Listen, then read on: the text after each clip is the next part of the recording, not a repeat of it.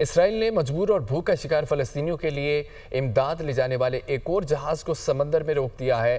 Freedom فلوٹیلیا collection کے امدادی جہاز کو 3 اسرائیلی بحری جہازوں اور ڈرونز نے گھیر لیا ہے۔ ہنڈالا نامی امدادی جہاز اٹلی سے بچوں کے لیے خوراک دوائیاں لے کر روانہ ہوا تھا۔ جہاز پر سوار 21 رکنی عملے، ڈاکٹرز، امدادی رضاکار اور ارکان پارلیمنٹ سوار ہیں۔ فرانس سے منتخب یورپین پارلیمنٹ کے رکن بھی امدادی جہاز پر سوار ہیں۔